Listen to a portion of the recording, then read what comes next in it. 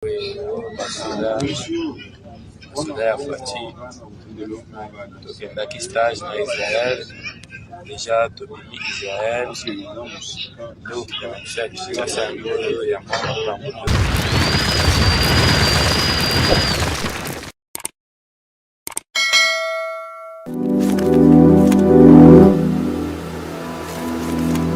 Voilà, mbote na bandeko banso GCAM télévision boye malamu na émission na bino grand débat émission wapi nazalaka na esengo makasi ya ko présenter bino yango to kotaka vraiment na bozindo to lobelaka matali politique ya République démocratique du Congo pe to lobelaka nyonso ezali koleka à travers monde entier précisément mingi to lobelaka o koleka na République démocratique du Congo. Vous avez un liboso ya kwanda GCAM télévision boye malamu na chaîne na biso to souhaitons le bienvenu et puis partagez lien na bande commission so bazali nzinga na yo pona ko panza sango maima malikaka na République démocratique du Congo na ko banda émission T sans ko remercier apôtre Gérard Kabea oyo azalaka toujours pembe na biso pe apesa ka biso makoki ya kozala une fois de plus biso bitando ike na bino lelo toye mokolo ya sika azala scotché balobeza ya koinda lelo ba sénateur babimi ba sénateur ya wapi ba sénateur au sein de l'UDPS to koyamba lelo invité à lelo nanga lelo to koyamba président ya ba sénateur au sein de l'UDPS balobakate babibakate lelo ba ko bima pona nini toko solola pe ba bango bazali banani pe toko lobela matali actualité ya République démocratique du Congo tomoni Kagame a komi ko senga koluka kimia entre les deux pays parce qu'atili lelo ko reconnaître que entre la République démocratique du Congo na Rwanda ils ont pays voisins et comme ici ba topé beaucoup dans ba détails 4 émission oyo tokolobela lisusu makambo koleka tokolobela tata cardinal ya mbongo aki tata cardinal ya mbongo la République démocratique du Congo cardinal ou politicien toko vraiment ko décortiquer en 4 émission on les a déjà o to bomeli bino 4 émission mais yambo été tu as invité na ngai na kosenga tolanda sport oyo.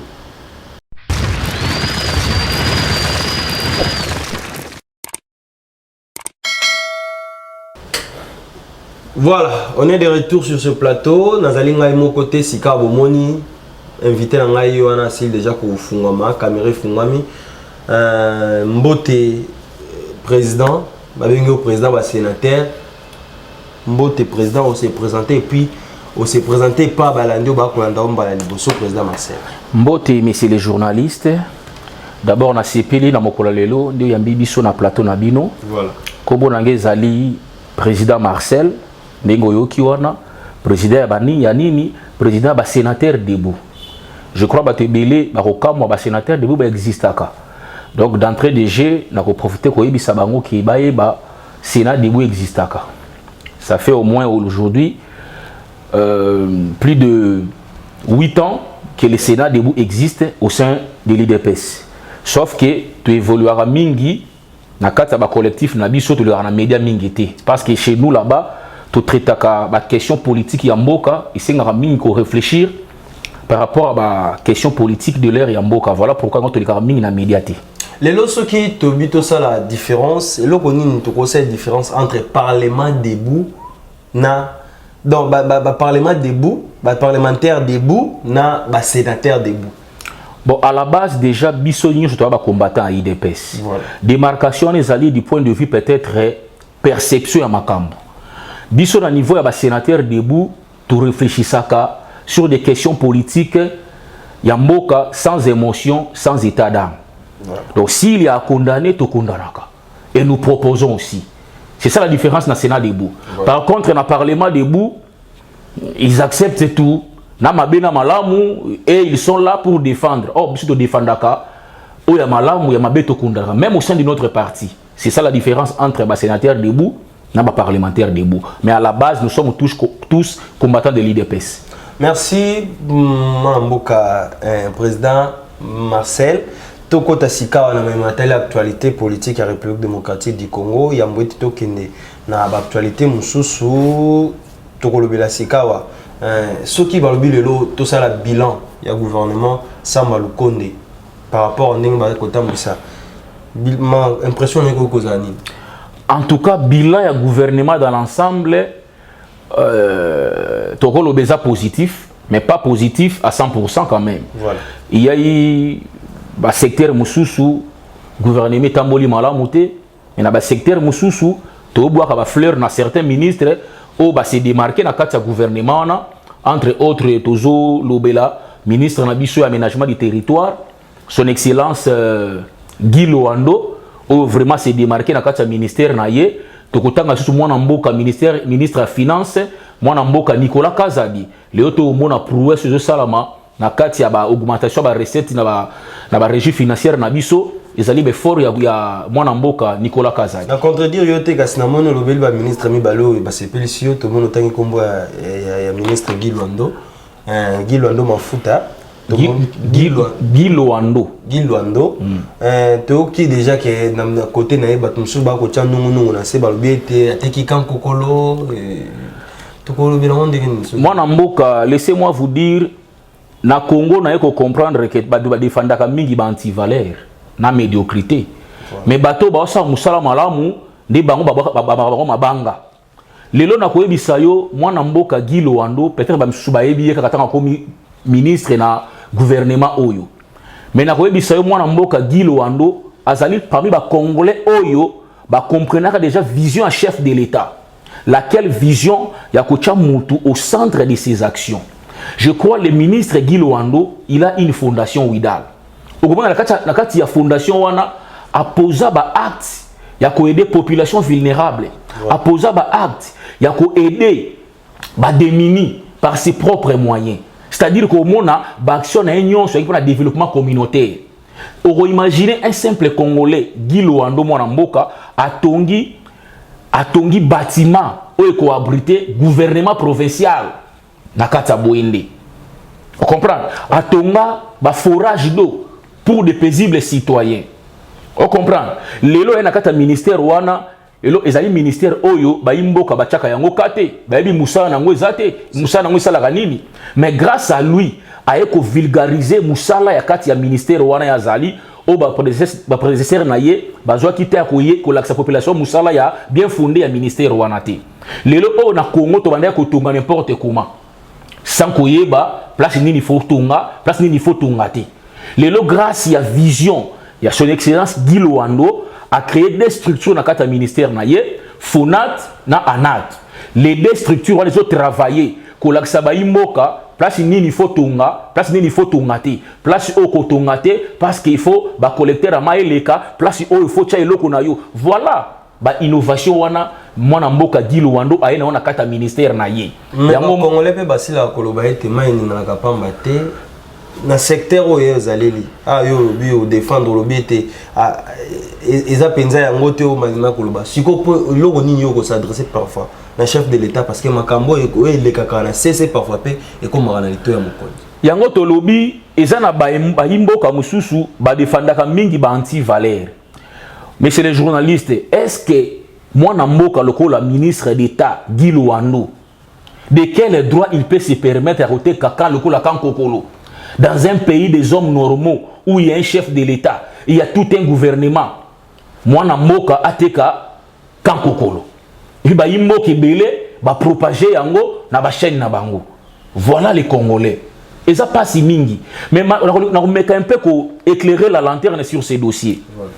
Chef de l'État, il avait compris que emplacement ya kankokolo, ils a mal monté la population civile. Il a fallu maintenant que délocaliser yango. Batongela bango ba caserne na extrémité kuna ya ville à Kinshasa. Ouais. Alors comme le ministre a titré ezali Guy Loando, c'est à lui à reconnaître ça l'étude ya faisabilité. Voilà pourquoi moi na mboka Guy Loando a quitté sur le terrain avec son équipe pour na kotala comment nini ba ko sala pour essayer de délocaliser Kankokolo. Mais ba kolongola bango pe bongo tele ti bantaba. Il faut batongela bango d'abord bandaku o bakovanda. C'est ça. Clé à la main. Mokolo bandaku kosila nde ba délocaliser Kankokolo ba kena ba habitation na bango ya sika. Voilà la vérité. Mais malheureusement, certains Congolais mal intentionnés, toujours ko nuire ba o ba sa musala malam pour défendre les anti-valeurs, ba ke koloba mwana mboka Guy Loando alingate ka Kankokolo. Chose impossible na mboka oyo il y a des hommes normaux. Voilà ce que nalingaki un peu éclairer la lanterne. Il faut encore ajouter mon amboka. Par rapport à son excellence Guy Loando.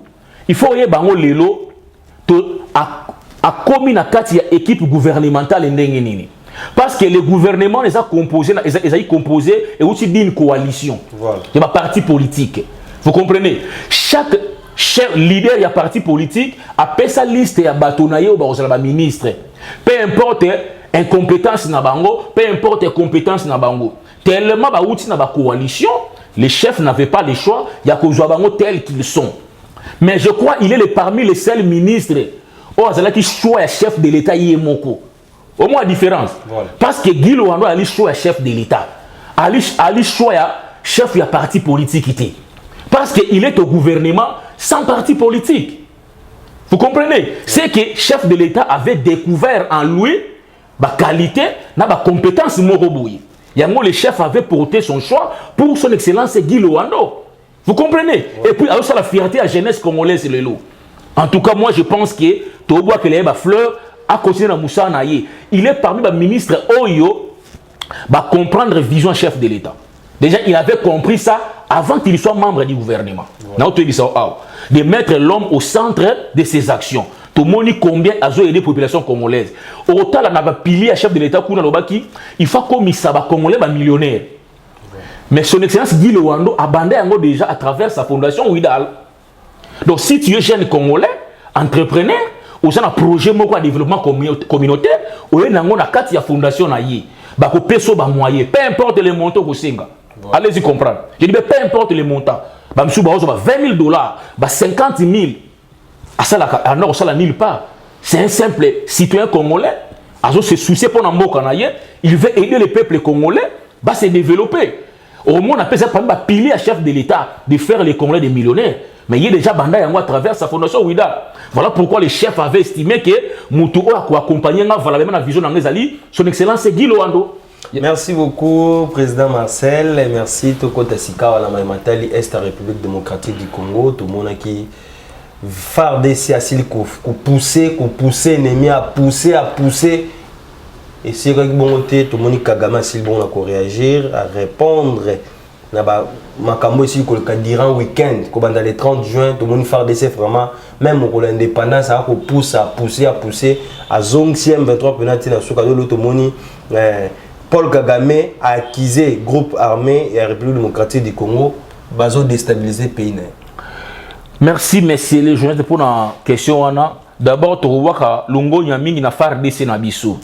Les leçons comme déjà, Kagame a commis là parce qu'il a compris que sur le terrain, a eu des fêtes. Ouais. C'est bien que ça.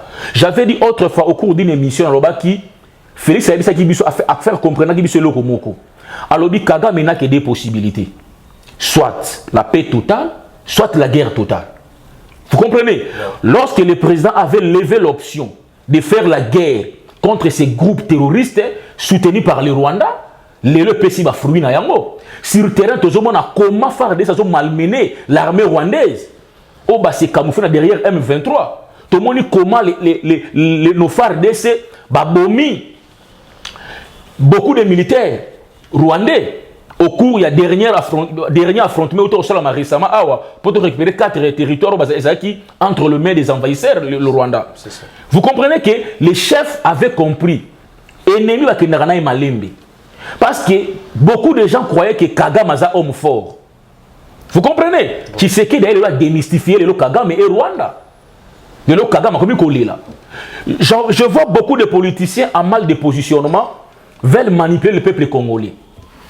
Comme quoi, Tshisekedi a béni Kagame frère, mais par rapport à la solidarité africaine, on s'appelle des frères. Voilà. Appeler quelqu'un frère, c'est un problème. Tshisekedi avait compris que Kagame a bandé ma manigance, ça fait plus de 4 décennies dans Mboka Nabiso. Maintenant, pour ennemi, il faut l'approcher. Tshisekedi avait opté pour approcher Kagame. Pour faire voir à Kagame que nous sommes des pays voisins. Nos peuples sont appelés à vivre à vie ensemble. Parce que Bissom Turgato ça va voisin à Rwanda. Et ça qui a volonté ensemble. Si c'est que la Kalisi Kagame, nous avons tout intérêt à causer la malam pour l'intérêt de nos populations. Kagame pensant que Tshisekedi était naïf. Permettez-moi, mais c'est les journalistes. Voilà. Il pensait que n'a pas dribbler Tshisekedi si facilement. Tshisekedi a coûté animi que nos minéraux. Eux bandaki vous allez raffiner na Dubaï, na Bamboka Mususu et comme raffiner na Rwanda. Voilà. Mais telle intelligence à Félix Tshisekedi. Pendant que de l'autre côté déjà, il construisait déjà usine à raffinerie à or. Voilà. Vous comprenez? Kagame tellement, l'économie à Rwanda, ils auront 50% de financement à Liban, de aide. 50% pour le pillage de minerais à Congo. Tshisekedi comprenant ces jeux, il a maintenant imposé état de siège. Place le problème bandi Yangwana. Kagame, voyant que Tshisekedi a état de siège, et que l'intérêt naïe, et que ça l'a menacé, pendant que le pays est Congo, Kagame a sa la déclaration que comment est-ce que Tshisekedi a consulté Haïti. Allez-y comprendre. Tshisekedi devait consulter Kagame pour prendre ma décision dans son pays. Et vous trouverez certains politiciens congolais qui ont appuyé la décision de Kagame. Ils sont aussi contre l'état de siège. Tout a commencé là-bas. Tshisekedi a été plus loin, a poussé ma pion plus loin. Lorsque Kagame ne comprenant pas les démarches, il a toujours continué. Il a poussé les M23, qui du reste n'existe même pas, sont des militaires rwandais. Tshisekedi a Salinini à suspendre tous les accords aux acquis signés et les traités avec le Rwanda. Tshisekedi a suspendu société aviation à Rwanda, Rwandais, tu vois, tout ça, ils ont qui sanctions économiques qui infligées dans Rwanda. Le Kagame là parce qu'il a compris que Tshisekedi a touché là où ça fait mal. Maintenant, son économie est comme asphyxiée. Asphyxiée à partir de la décision Oyo, Félix a joui. On comprend? Dès lors que sur le terrain aussi, tout le monde a prouesse y a faire d'ici. Tshisekedi avait opté pour deux options. Ouais. Option diplomatique et option militaire. Sur le terrain, tout le monde a comment? Parce que même s'il faut parler de la diplomatie, et c'est quand on a des négociations, aux en état de force. C'est ce que Tshisekedi a imposé à Kagame. Ce que Kagame a léli parce qu'il a compris que sur le terrain, les militaires n'est pas en débandade. C'est ça le problème. Tshisekedi, c'est un fin politicien. Je vous dis, bon, monsieur le journaliste, on va comprendre toujours en retard. Mais les lois batupé parce que les colobaïtes tant tata mon compte c'est bon que na Nairobi à lobby est assis ko signer ba contrat mon ko za ma BAT Kimboka patati patata mais les lois comment on a résulté ça sur terrain moi beaucoup c'est les alliés. Voilà pourquoi on a dit ça qu'il y a certains politiciens qui sont en mal de positionnement. Tellement ils savent que, permettez-moi de le dire, certains Congolais sont inconscients, sont manipulables. Maintenant, Bajouaka na fibre pour manipuler certains Congolais. Tshisekedi n'a signé aucun accord na Nairobi. La signature a sanctionné fin yaba assise wana. Il n'y avait pas un accord. Parce qu'il y a eu des pays où on va mutualiser la force na bango pour aider faire RDC pour mettre fin la barbarie où ils ont causé par les M23. Mais certains politiciens mal de positionnement, ça les paisibles citoyens, tu sais qu'il a signé un accord na Nairobi, c'est faux, il n'y a pas d'accord. Bientôt force régionale et Koyana. Voilà. Tout ça, c'est toujours dans le cadre de la diplomatie à chef de l'État. C'est pas ça qui est fait. Pour Nangaï, jusque-là, tout ce pays na yango. Dans le cadre de la solidarité africaine, voilà. RDC et ratifié la charte où ils ont régi sur l'Afrique de l'Est. Alors, tant que dans le cadre de la solidarité, on que tu porter main forte na biso. Bien sûr, Baboy Rwanda. Oui, voilà aussi une décision courageuse du chef de l'État. Il a dit oui à cette force, mais pas les Rwandais. C'est ça le chef de l'État. Permettez-moi de dire ça, monsieur les journalistes. Tout le monde a un régime il est dans Mboka Oyo. Basala 18 ans dans Mboka Oyo. Oso Yoka, officiellement, en commençant par celui qui a dirigé ce pays pendant 18 ans, a condamné Rwanda. Non, mais c'est la matin. Mais tu sais que aujourd'hui, a cité nommément Kagame et les Rwandais, qui sont nos agresseurs. Mais quand on dit ça, mon discours, il y a Paul Kagame, tout le monde Paul Kagame, s'il faut reconnaître que RDC et Rwanda, c'est un pays voisin, à Sengi, Kimia et Zala. Kimia, on est au Bendani, ce qui est totalement bien, toujours qu'il y a une négociation. Na uti ko ni sayo awa Kagame, ce qu'on a commis en négociation, il a compris que sur terrain, il a perdu la bataille. C'est ça, c'est ça. Il y a mon auteur qui dit, on négocie la position en force. Maintenant, Tshisekedi lui a imposé la paix. Que j'avais dit, Naïbandeli Awa. Alors, Kagame n'a que deux possibilités. Soit la paix totale, soit la guerre totale. Tshisekedi a imposé la paix dans Makassi. Kagame n'a plus le choix. Kagame qui s'est considéré homme fort, Tshisekedi a démystifié sur le terrain. Kagame a compris que la vie de sa population dépend de la RDC. C'est ça le problème. Tshisekedi, en tout cas, Lelo a démontré à la face du monde. Mais c'est un fin politicien. Pour Kagame, allez la Lelo. Mais il faut comprendre que Kagame, allez pourquoi? A joué sur le terrain. Moi, j'encourage le chef de l'État à continuer Bongo. Jusqu'à ce que Kagame, Lelo Tshisekedi, il faut comprendre Lelo. Lelo au bon complicité aux gens dans le monde, dans le Est, et ça va être mabe. Comment un pays agresseur qui est Rwanda, là, la RDC, comme il y a preuve dans le Conseil de sécurité. Mais, sanctuarité. Allez-y comprendre. Pour vous dire qu'il y a une complicité. Mais s'il faut le dire, toujours dans la déclaration dans les lots, pour la 7e ou 8e fois, Paul Kagame a toujours reconnaître que M23 pour l'armée rwandaise et un groupe outil kaka na katikati ya RDC. Bon, tu as une hypothèse que M23 est un rebelle congolais. Voilà. Mais pourquoi il y a soutenir Bango? Dans le cadre de la coopération entre les deux États, voilà. Comment il peut soutenir les groupes rebelles? Pendant que les FDLR, pourquoi le gouvernement congolais peut soutenir les FDLR? C'est parce que tu es Kagame? Non. Parce que Tshisekedi a compris que nous avons de bonnes relations avec le Rwanda. Jamais il pouvait armer les ennemis à homologue Naye, Kagame. Mais pourquoi lui il fait le contraire? Tu as une hypothèse Naye. Malheureusement, il n'a plus de discours. Il n'a plus de discours. La RDC a montré noir sur blanc. Tokangi des militaires rwandais. On comprend? Voilà. Avec des insignes, il y a Rwanda. C'est clair que ça. Awanga naka to démontrer noir sur blanc. Na barmema Tokangi. Pour démontrer à la face du monde que ce n'est pas les M23, c'est l'armée rwandaise qui agresse le Congo. Malheureusement, silence complice to déplorer, il y a communauté internationale. La RDC pour ratifier la charte de l'Union sur les Nations Unies. La charte internationale, la charte régionale. Parce que tu aurais vivre en vase cloté comme État. Mais pourquoi les Nations Unies ont condamné Rwanda face à une énième agression contre le Congo? Et c'est le silence complice. Malheureusement, Tshisekedi avait compris ces jets. Il y a un loba qui, peu importe circonstances, à se laisser faire. Il faut mettre hors d'état de nuire le territoire Nabiso, les ennemis en Mboka, qui est le Rwanda et les M23. Voilà, tout le Belasikawa, tout le monde, Makambo, la RDC, ça va s'empirer. Tout le monde RDC, Makambo, Est, mais tout le monde embargo sur ce bagage, ça m'a RDC, ça va consommer Mindu quitter. Et le coup, il y a un bâtonnier, et il y a un bâtonnier.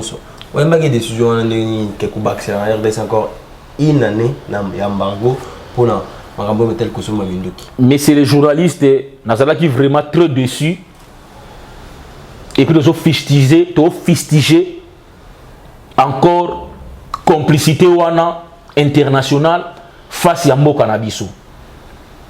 Comment voulez-vous comprendre un pays qui est agressé par les agresseurs, mais c'est un embargo? Comment justifier cet embargo sur le terrain? Pendant que c'est la RDC qui est agressée par le Rwanda, on les a imposé au Rwanda l'embargo, mais ils ont imposé RDC embargo. Non! Non! Je suis contre ce comportement. Et puis je suis déçu. Les Américains, chefs de l'État, à l'obéla par rapport à la coopération avec les États-Unis. Partenariat privilégié. Sur le terrain. Il n'y a rien. Voilà la complicité dont je viens d'évoquer tout à l'heure. C'est ça la complicité. Et là, c'est la face du monde. Il y a une complicité bien préparée contre la RDC. Les États-Unis va signer contre lever embargo na Congo. Les États-Unis d'Amérique. Mais la Chine et la Russie, on va considérer comme État voyou, va voter pour que va lever embargo contre la RDC. Maintenant, entre les États-Unis et la Russie, État voyou. Ce n'est pas les États-Unis. Voilà pourquoi moi je demanderai au peuple congolais de se lever comme un seul homme. Problème Oyo, Italie Félix Tshisekedi. C'est notre pays qui est menacé. Ils doivent comprendre que derrière Makambo Oyo, Bazana a un autre schéma contre notre pays. Schéma pour balkaniser Mboka Nabiso. Mais ils veulent passer par le Rwanda. Voilà pourquoi je demande au peuple congolais, à la jeunesse congolaise, Botika na ba tendance nabino. Botika ba chef parti politique nabino. Qui dit reste Bazaka a besoin de pouvoir pour le pouvoir. Mais on a besoin de Mboka Oti. Et qui prétendent diriger ces pays demain. Mais ils ont préoccupé bango, ils ont fait l'élection. Mais on dirige Mboka Nini, on va pas balkaniser. On dirige Mboka Nini, lelo, bazo piller richesse en Mboka Nabiso par les pays étrangers. Mais toi tu es là, chef de parti politique, on crier toujours qu'il y ait toujours les élections au Congo. Voilà pourquoi moi, j'en appelle à la jeunesse congolaise, de toutes tendances confondues, toti kananu, ba divergence nabiso. Tous à la mission sont autour du chef de l'État pour combattre l'ennemi qui est connu maintenant. Que le monde entier, en commençant par les États-Unis, la communauté internationale, basali pour malheur au peuple congolais. Lelo otomoni l'agression russe na Ukraine. Comment les voix se sont levées de par le monde? Baché ba moyen, 13 milliards de dollars pour soutenir l'Ukraine. Mais le Congo, et bandit qu'on perd des banamboka naye, ça fait plus de 4 décennies. Makila Congolais, ils ont couvert, ils ont ganga. Plus de 10 millions de morts dans Mboka Nabiso. Mais personne n'en parle. Aucune organisation internationale comme régionale en parle. Voilà cette complicité dont notre pays est victime aujourd'hui. Voilà pourquoi j'en appelle à la jeunesse congolaise. Nous sommes un pays de 100 millions d'habitants, dont 80% c'est la jeunesse. Biso nous fait sauver Mboka. Ozabiso. Les partis politiques Koleka, nos présidents partis politiques passeront. Qu'est-ce que nous allons léguer à nos enfants? Lelo, ceux qui Mboka Oekei, face à ces complots internationaux. Merci beaucoup, Président. Karane Golobi, Kagame Pesara Minduki, Bandoya, ceux qui montent faire de ces l'équipe à Sundo, l'Union sur le tout le monde qui faire de ces temps à Kobeta, Bako Sundo, la Nyon, na Minduki, Naba Kat, Naba Munition, Nyon, so yo Tinda Rabango, provision à M23. Bisoto ko récupérateur Mbangwezali. Merci président to kota sikawa na makambo matali. Likamo ekoleke la Congolais nyonso to moni moto nyonso aza de cœur. To moni cette fois-ci Congolais nyonso a telemi na likambo etali Est République démocratique du Congo. Kasi kolandisa mana ba politicien Basile kozala na Kinshasa. To moni tata cardinal kobimisa ba propos moko o ezali to ba to benga monguna na kati ya Congo to benga lolengeni. Merci, messieurs les journalistes. D'abord, permettre de paraphraser avant d'atterrir. C'est ça. Peuple congolais doit comprendre le Omoko. Le premier héritage, c'est d'abord les sols. Les alliés patrie. C'est ça. Israël est lelo et prenons conscience.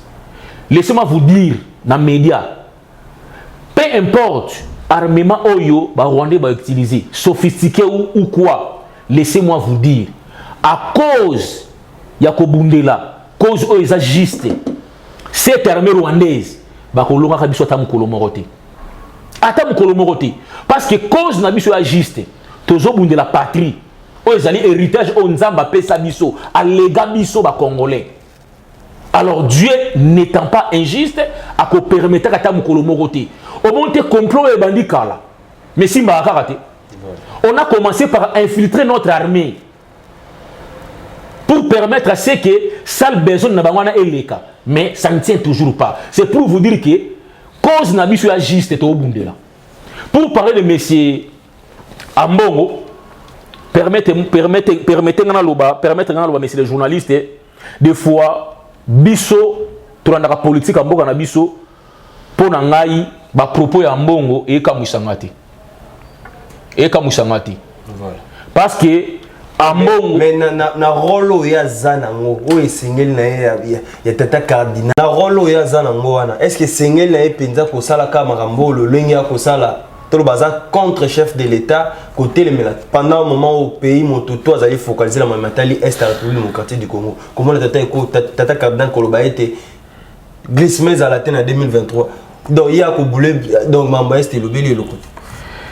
Voilà pourquoi na auto loba awa personnellement, parce que je connais pour qui Ambongo a roulé. Vous comprenez? Ambongo roule pour ses maîtres. C'est tout à fait normal. Mais malheureusement, les Européens, parce que vous comprendrez que les Européens, pardon, bah, finançant l'Église catholique pour l'élection en 2018 pour nous imposer leur candidat qui était Fayoulou. C'est ça la vérité. Ce n'est pas un secret de polichinelle.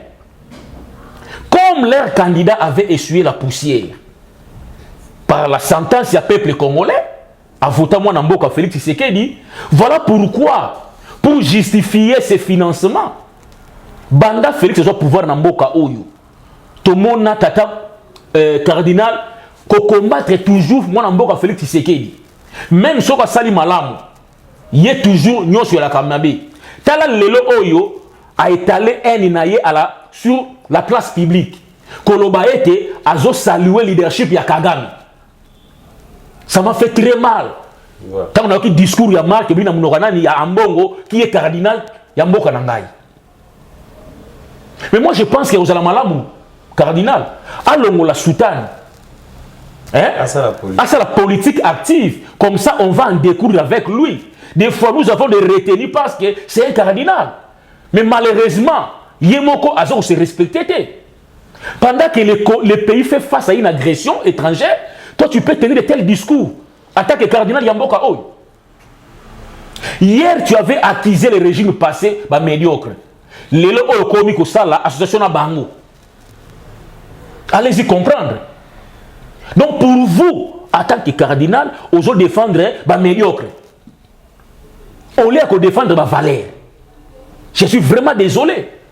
Lelo Oyo, un cardinal, a soutenir le leadership de Kagame. Leadership Oyo, il y a maquillé à Congolais. Il y a pillage à minerai à Congo. Pour la Rwanda, c'est ça le leadership Oyo, il soutenir. Je suis désolé de dire ça, messieurs les journalistes.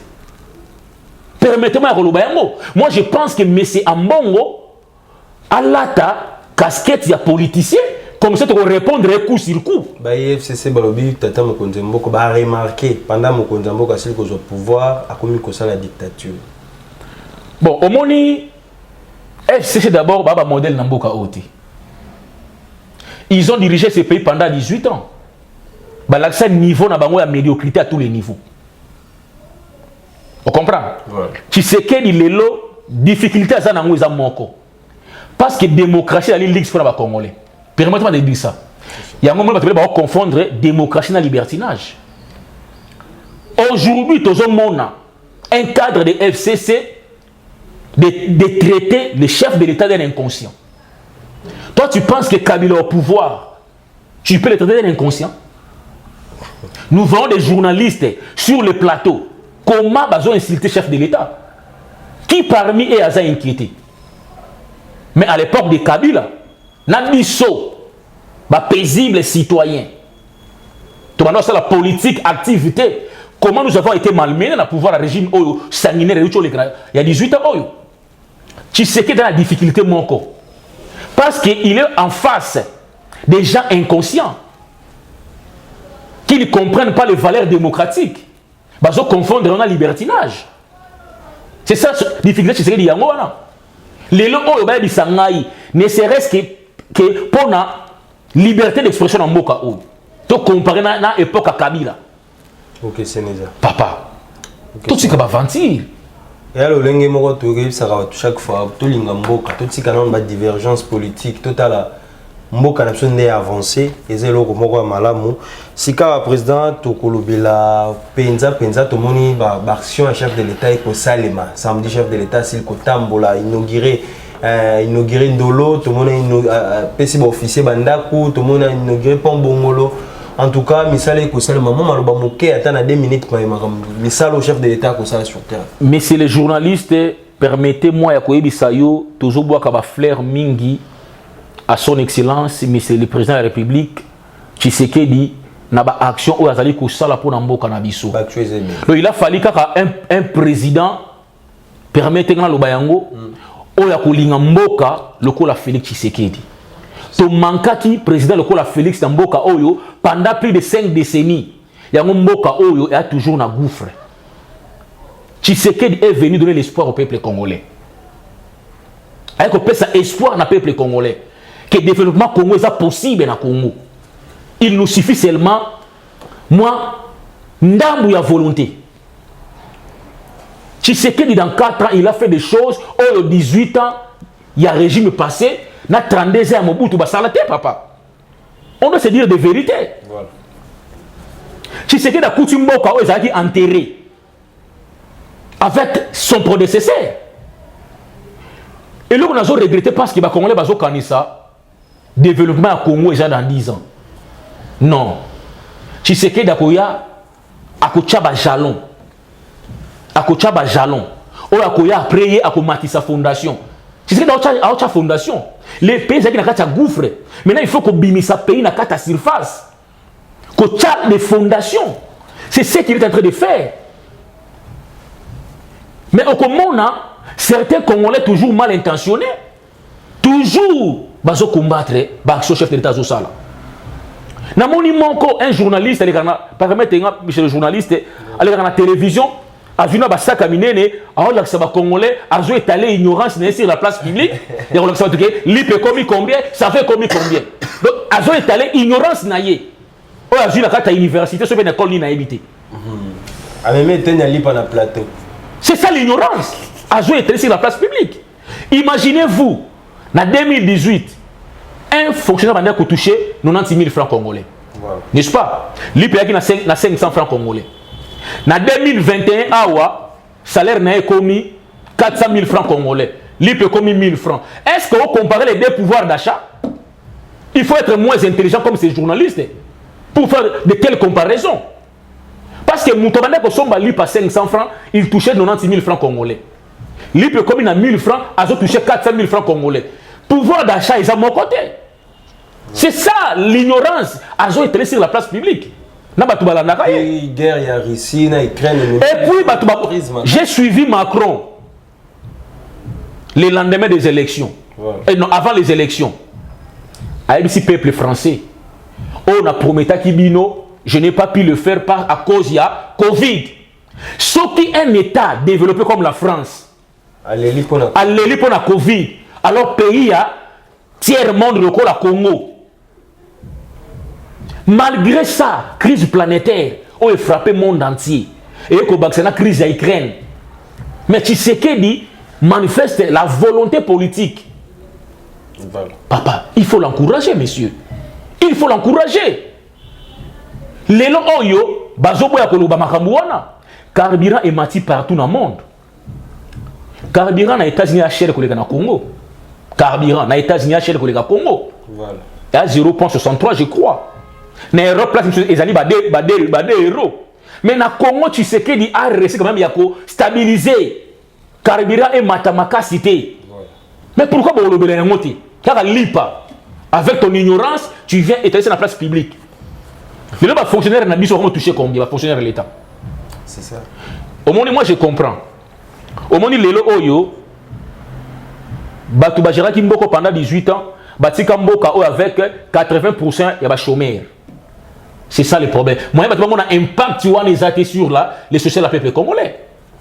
Parce qu'une grande partie de la population est chômeur. Mais au travail, il y a un impact, il y a une augmentation de salaire. C'est ça le problème. Ça les alliés belé, à tata école, Kosalema, bandung de côté courant. Donc, Nathalie, belé donc. Nakati, mais c'est les journalistes. Nazongo, bandung nabiso Équateur. À ça, 50 ans depuis, à bout de couranté. Courant côté na zongo. Voilà. Courant na zongo. Baotonga partout dans toute la République. Bazotonga. Dans seulement 4 ans, lelo, tozu usine ya raffinerie na Bukavu. Dans 4 ans, tu as vu usine, il y a cobalt. Usine, il y a câble électrique. On a fait 32 ans, on a fait l'histoire de ces pays. Voilà. Les Congo, ils ont reconstruit partout. Na Kassai, n'en parlons pas. Avec le programme Massacre à 5 territoires. Là. Parce que le président a compris que développer la base. Voilà un chef de l'État intelligent. Il a compris cela. Ah bien non, nous devons commencer d'abord à la base. Pour éviter l'exode de Rigal,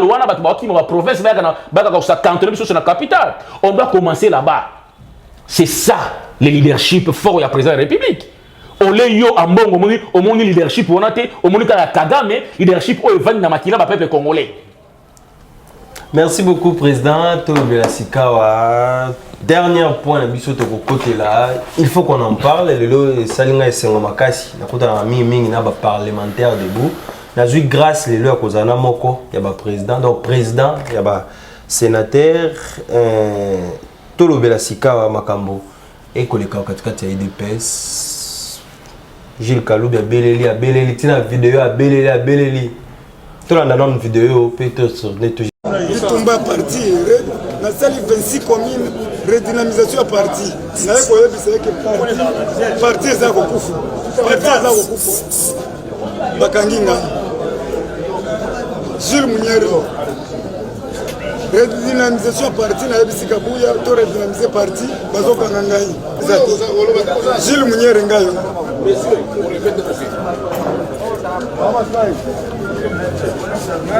redynamisation à parti Tamboli 26 communes en tant que communicateur à chef de l'État.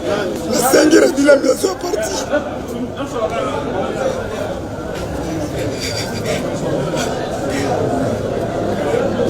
Partez au Koufoua.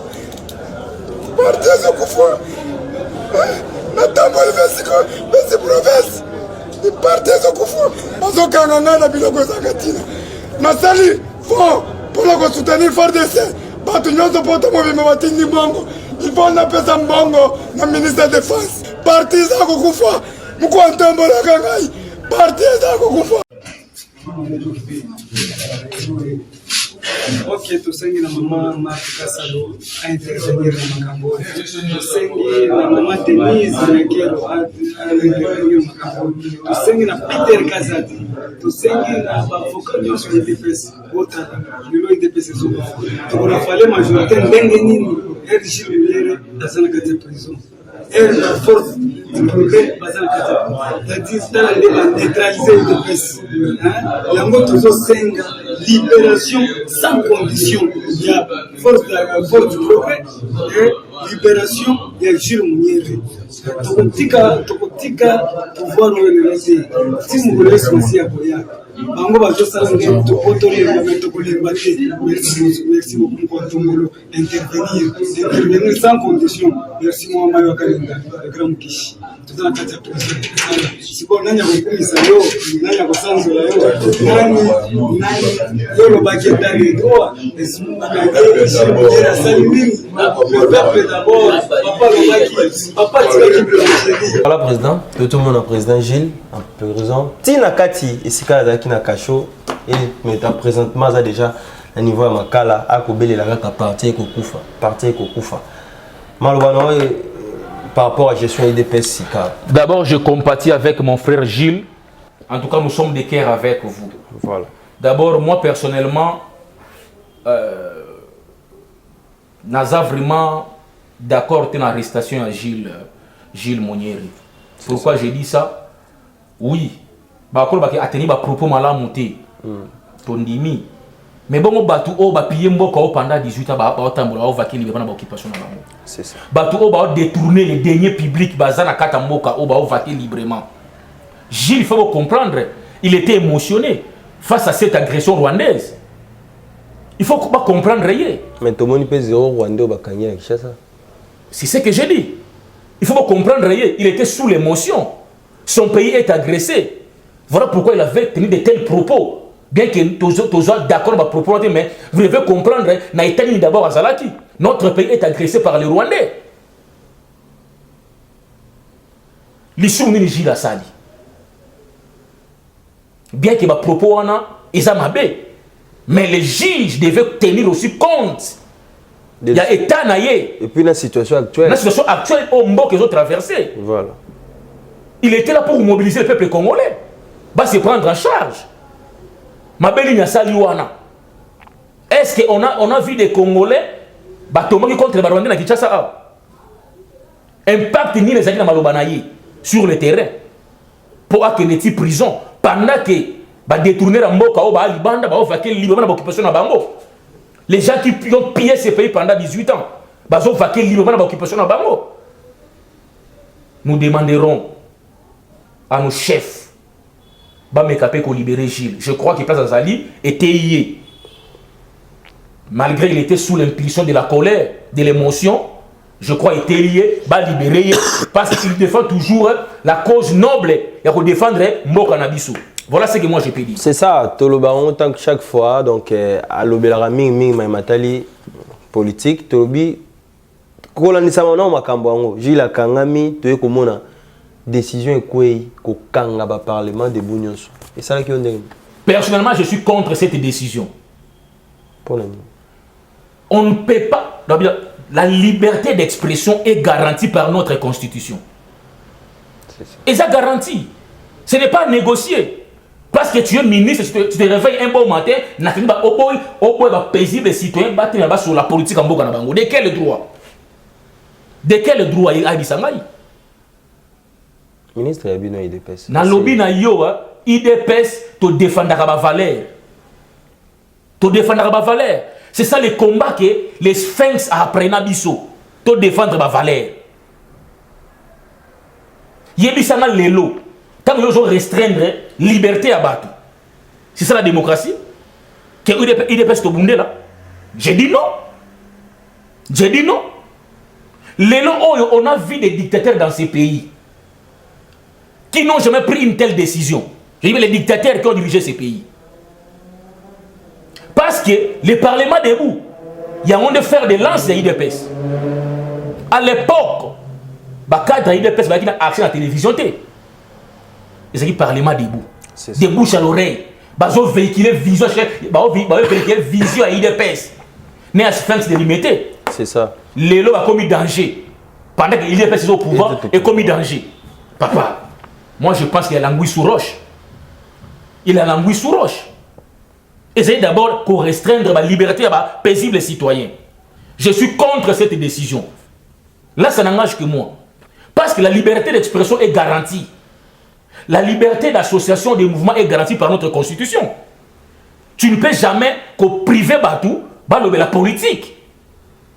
Non. Les leçons qui te disent l'obéla, tout le monde qui m'a salami belé, tout le monde fils Moukoko, Wazali Bongo.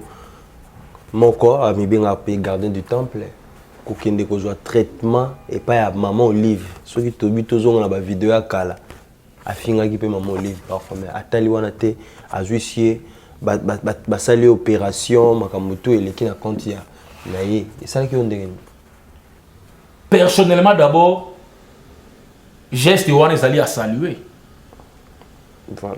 Parce que notre frère azalaki na difficulté na pasi moko boye muta ko sunga monana quitté soki maman Olive ayaki na secours na ye on ne peut que lui dire merci na acte à poser mais de l'autre côté il faudra que ba autorité à IDPS ezali message politique. Voilà. Il faut pas comprendre soki lo maman Olive asale loko wana il fallait interpeller les cadres de l'IDPS. Bon, autorité IDPS. Pourquoi la maman a posé geste OYU? Ils ont dit communication politique. Ça sous-entend que à la question en face du monde que les combattants sont abandonnés. C'est ça le message politique qu'elle a fait passer. Que on va gérer parti IDPS va s'en saisir na yango. Parce que les OYU, il faut pas comprendre les vrais problèmes et ça limite.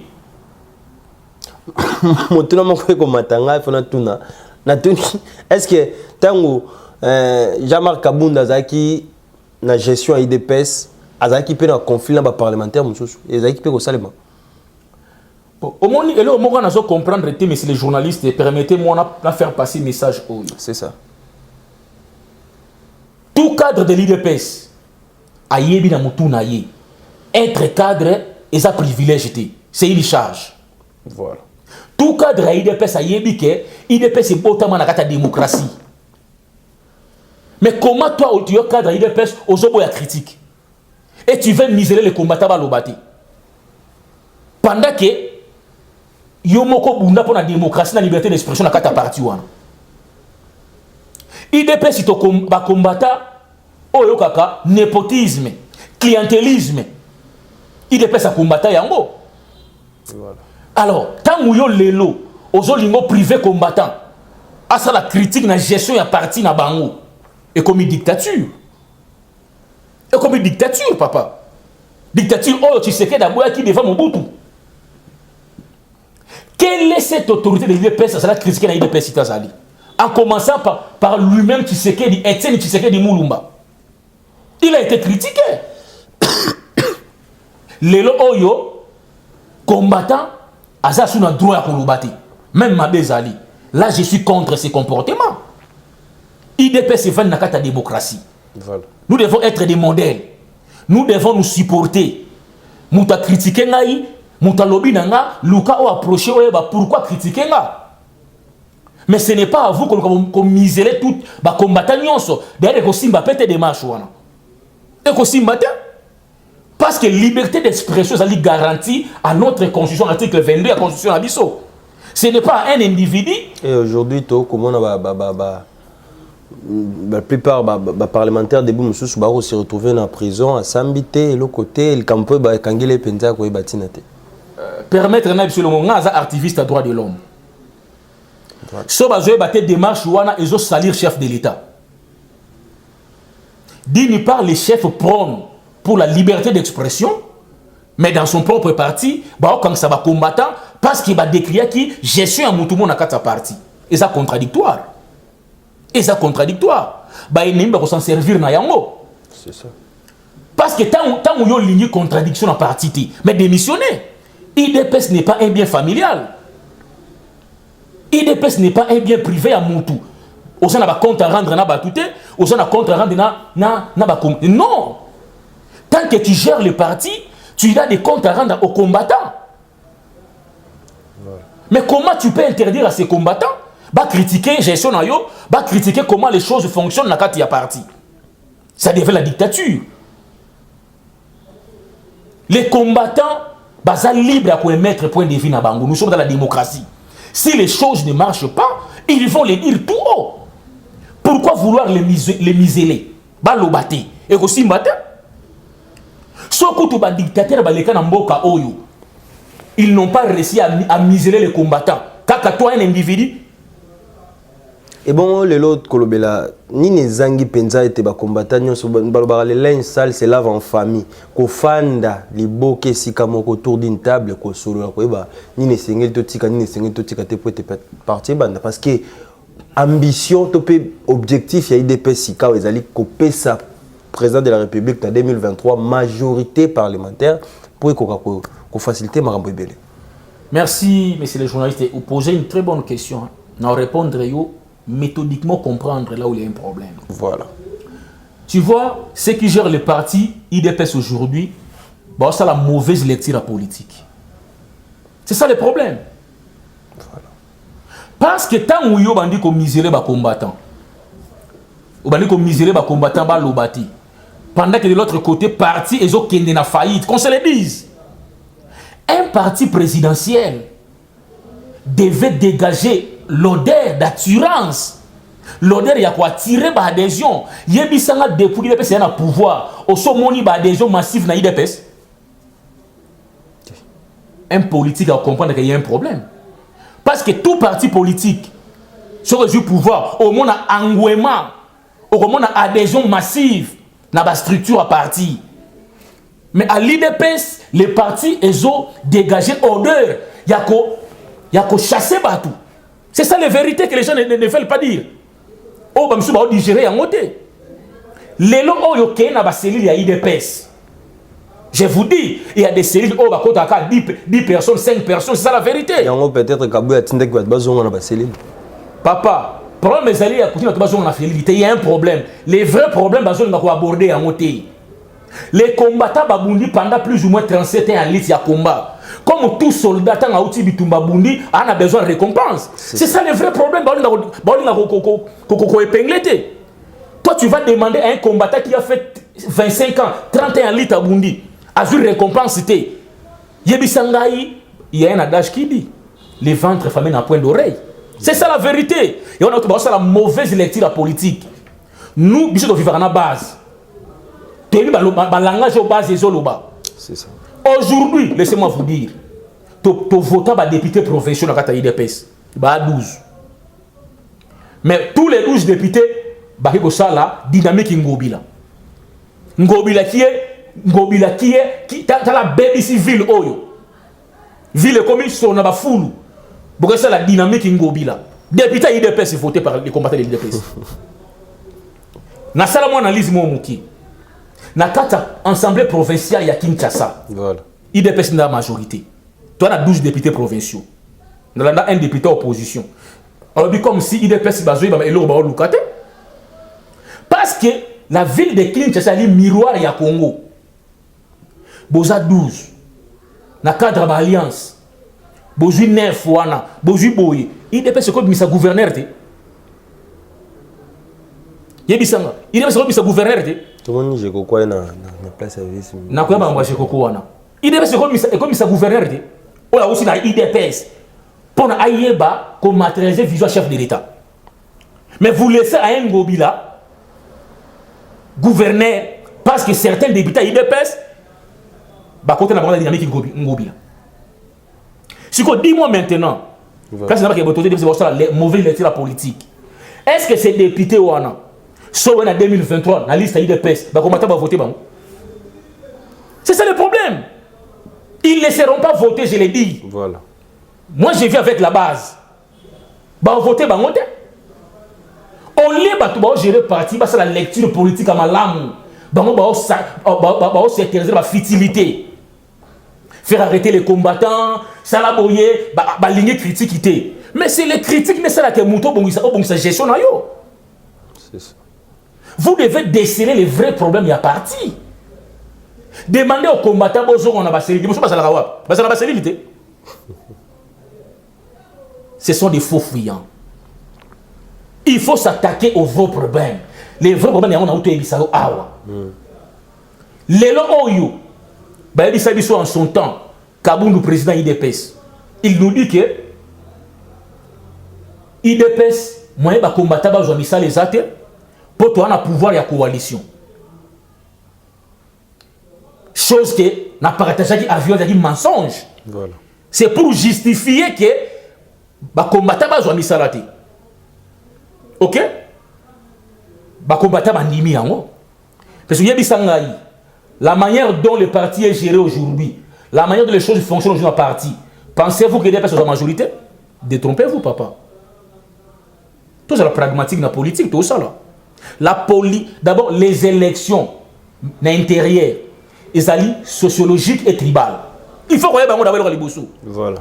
Les alliés réalité, ils ont échappé à gérer parti. Tant que nous avons une proposition sur la ligne et qu'on aide parti na biso. La victoire aux élections se prépare en amont. Voilà. Mais si les l'IDPS, tu as une querelle inutile pendant que les élections se pointent à l'horizon. S'il faut lancer un message au chef de l'État par rapport à tout ce qui se passe à l'IDPS.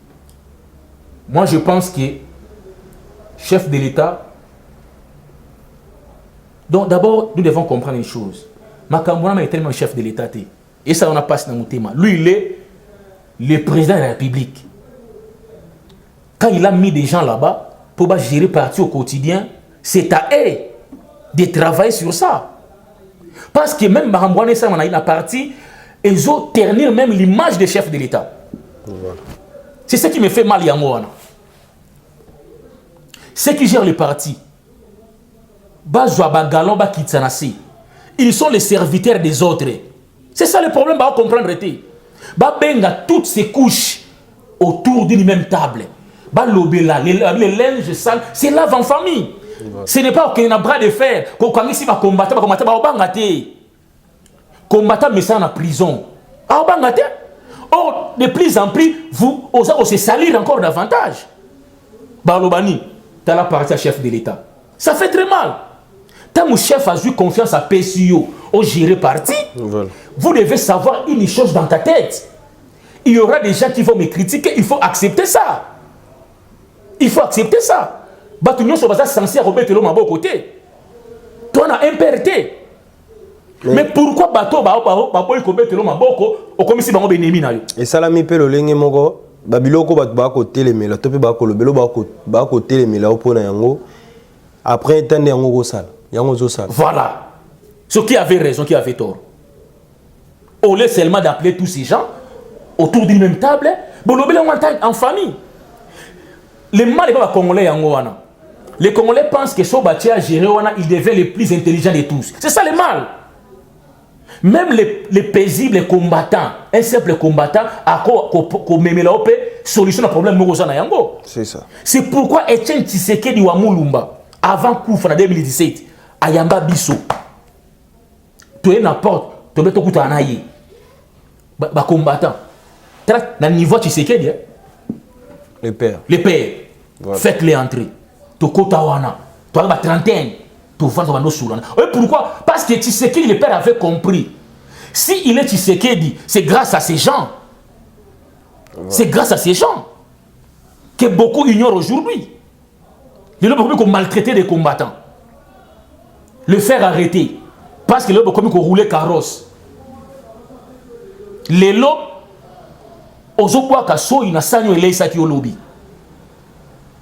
C'est ça le problème.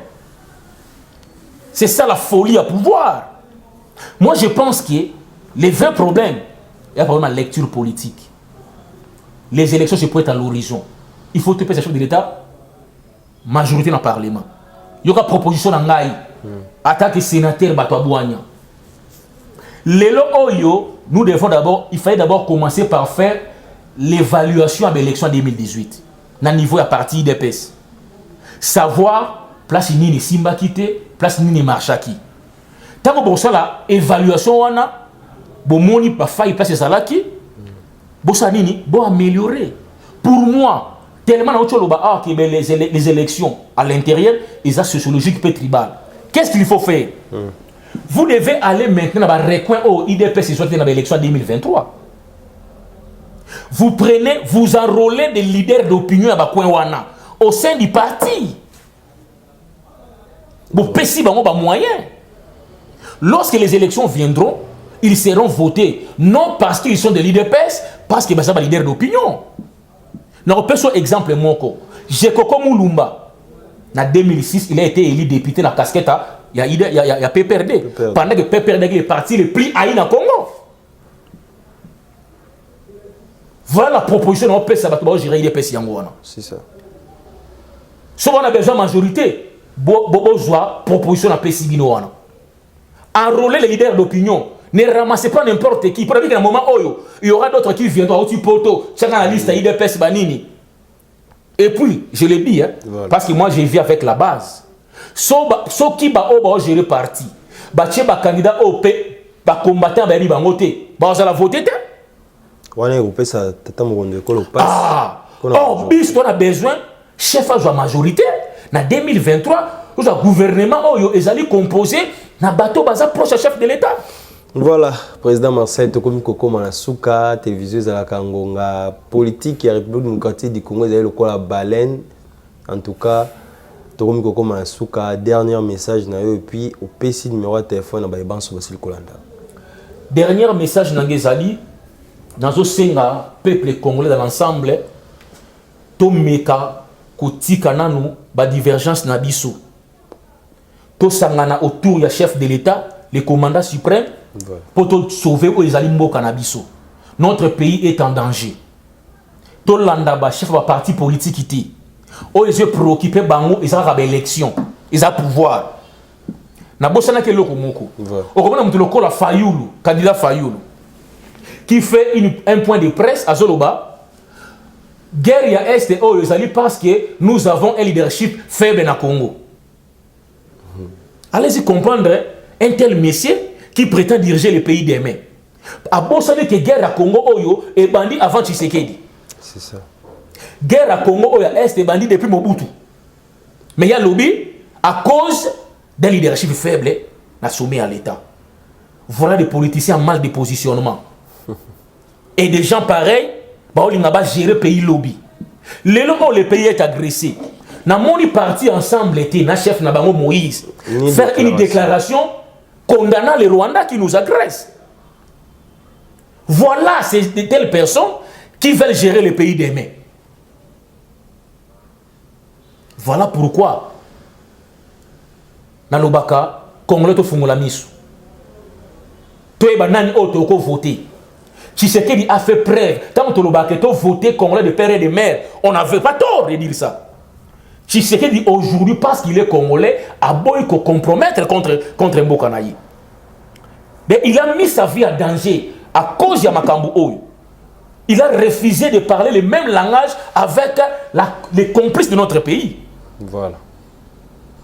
Il a haussé les tons. Nalandi, permettez-moi, journaliste, avant de citer, Nalandi Olivier Kamitatu. Voilà. Porte-parole, il y a Katumbi. Katumbi qui prétend diriger ce Congo. Olivier Kamitatu, na plateau à TV5, a zone nié que Rwanda a agressé RDC. Papa, je plairais ces jours-là dans ma chambre. À lobby, c'est un prétexte pour nous. Ah! Donc, il est porte-parole, il y a Moïse Katumbi. Ça sous-entend que c'est ça la position en chef Naï Katumbi. Voilà de telles personnes qui veulent diriger le Congo demain. Maintenant, et qu'on l'accès en face du monde, et qu'on peut ça, Kagame prétexte. Voilà! Il y a certains Congolais. Rwanda a agressé et Congo, ils ont agressé Congo. Je suis désolé avec le propos de Olivier Kamitatu qui dit sur un plateau à télévision, la chaîne internationale, que Rwanda a agressé Congo. Ils ont prétexte. Chers Congolais, nazo interpellé bino, surtout la jeunesse. Bomoni batuni bozo landa. Congo. Ils aiment les richesses du Congo pour piller les richesses du Congo. Mais ils ne Congolais. Congo pour piller nos minéraux. Pour pas gagner sympathie na bino pas na bango. Mais en réalité, ça a le même jeu avec nos ennemis. J'ai compris que Kagame a un mentor et un politicien de Congo. Ils ont du mal de citer Kagame. Ils ont du mal de citer Rwanda as agresseur ya Congo. Mais lobby ba osenga bilo voter ba leader na bango ba gérer Congo. Bo pesa bango eloko wana te. Voilà pourquoi je demande à nos députés ba activer loi Tchani. Ya ngonde ko sauver mboka na biso face à infiltration oyo banguna ba traiter sur mboka oyo. Voilà. Peuple congolais to lamuka. La jeunesse congolaise. To tika ba divergence na biso. To zala autour ya chef de l'État. Autour il y a FARDC, tout ça là, face il y a agression rwandaise, face il y a complicité oyo, bamindele, bazo imposer iso. Comment voulez-vous un pays qui est agressé? Mais bazo senga au chef de l'État, à ça la mixage à Rwandais dans l'armée congolaise. Voilà pourquoi je salue notre chef de l'État. Il a été catégorique à travers son ministre des Affaires étrangères, mais c'est Lutundu là. Voilà. À lobby. Tout ça sous partie prenante na recette ou à 28 ans. Brassage, mixage. Comment Bozo Senga, Congo, on peut considérer M23 comme un mouvement terroriste, tout mixé dans l'armée. Mais Bozo Senga Rwanda a mixé FDLR na kata armée naïe. Bozo Senga président Nigeria a kota Boko Haram na kata gouvernement naïe. Voilà un peu amalgame au Baosa et Labiso. Mais vous voulez imposer à notre chef de l'État, à côté de Rwandais, pendant 18 ans, dans l'armée, qui peut fonctionner dans l'armée, nous disons non à cela. Chef de l'État, nous sommes derrière vous, la jeunesse congolaise. Nous avons compris déjà ces complots internationaux auxquels vous osez la face dans Yango. Donc, sa population, to barrer la route à ces complots internationaux. Donc voilà un peu ça, monsieur. Merci, président. Numéro de téléphone pour la... Mon numéro c'est le plus 243 81 52 99 123. Plus 243 81 52 99 123. C'est le président Marcel, président du sénateur debout. Structure moko politique yaba na mboka o to vandaka to solaka ba question politique en mboka na biso avec beaucoup d'intelligence et sa passion sans émotion. Merci beaucoup, président, pour répondre à l'invitation à Bisso. J'espère que Zambala Soukate. Merci, tout ça toujours disponible pour répondre à l'invitation à Bisso. Merci beaucoup. En tout cas, tout succès dans quelques actualités. Commune Yamakala, en tout cas, bandeko ba kolela kuna kuluna lokole loko mususu kimbanze ke kinseso idem kuluna papa général Kasongo nanga pe na sa xénophobie te na ekoloba so ezali pona bato ya xénophobie mangu en tout cas solution zomaki elengesa ba kolela route sala minzele komi kitoko kasi kotambola na butu problème kuluna etomboki lokola likambo mosusu soko ozwi pe solution na ngambo wana tokobeta maboko makasi. Merci nazaki na sema makasi ya kozali boso na bino. Merci mingi na apôtre Gérard Kabea. Merci na papa Antonio Mbia wazalaka toujours pour na koyede biso. Ngai na bino tokutani bongo mbala sima. Ciao.